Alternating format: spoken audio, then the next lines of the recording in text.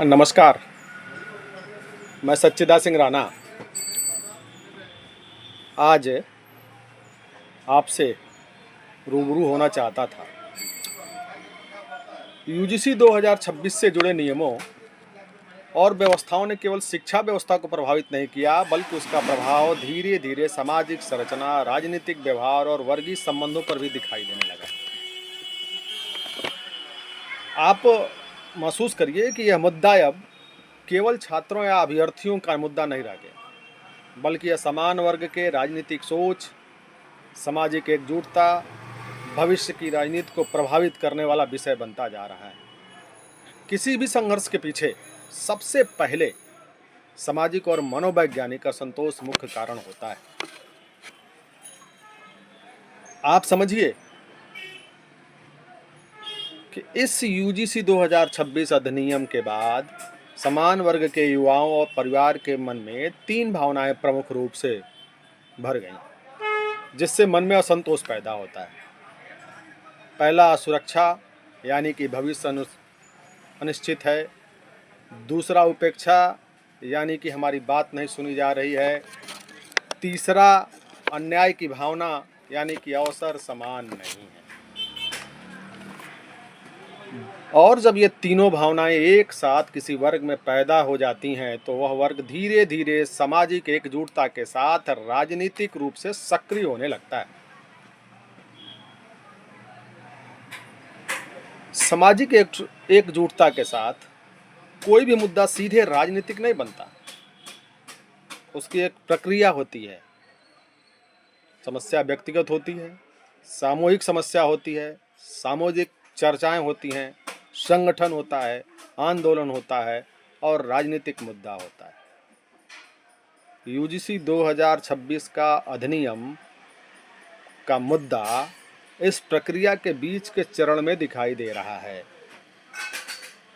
अभी यह पूरी तरह राजनीतिक आंदोलन नहीं बना, लेकिन सामाजिक असंतोष से राजनीतिक मुद्दे की ओर बढ़ रहा है और सामान्य वर्ग की राजनीति में प्रबल हस्तक्षेप के कारण यह परिवर्तनकारी आंदोलन बन सकता है।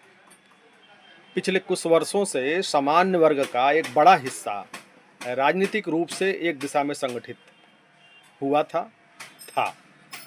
लेकिन जब किसी वर्ग को, यूं कहें उसी वर्ग को, यह महसूस होने लगा कि हमने समर्थन दिया, हमने विश्वास किया, लेकिन हमारी समस्याएं हल नहीं हुई, तो वहां एक राजनीतिक निराशा पैदा होती है।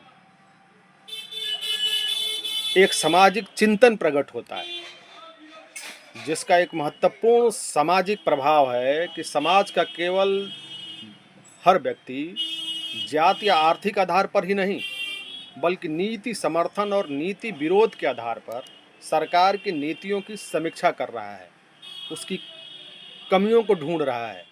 अपने किए हुए सत्कर्मों का पारिश्रमिक मिलने के बजाय हमारे साथ हो रहे अत्याचार और अनाचार पर अपना ध्यान आकृष्ट कर रहा है।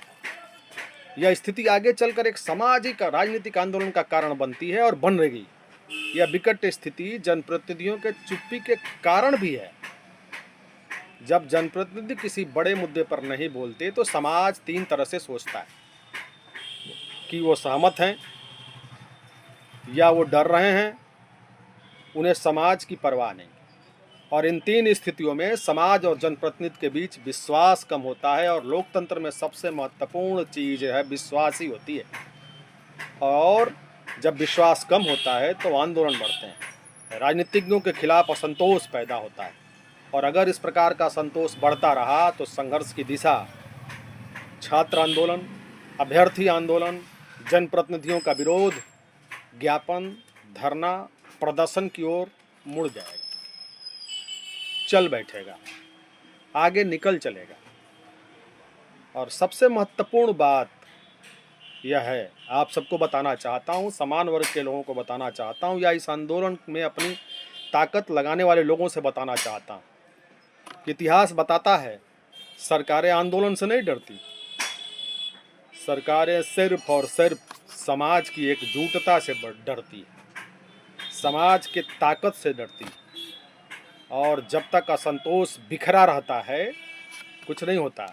जब असंतोष संगठित हो जाता है तब परिवर्तन होता है। यानी इतना ही कह सकता हूँ कि यूजीसी 2026 का मुद्दा केवल एक कानून या नियम का मुद्दा नहीं है।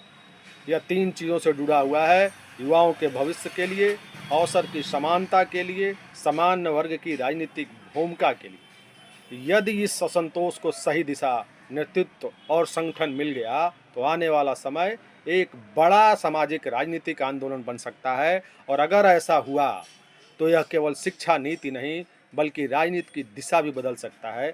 इसलिए आप सबसे गुजारिश करूंगा कि आप एकजुट हों, ताकत के साथ लड़ें, सरकार के अन्यायपूर्ण कानूनों के खिलाफ खड़े होने का कुवत अपने अंदर भरें। याद रखिए, वक्त है, वक्त की तेज रफ्तार है, जो नहीं चल रहा है वो गुनहगार है। जय हिंद, जय भारत। यूजीसी के खिलाफ आंदोलन जारी रहे।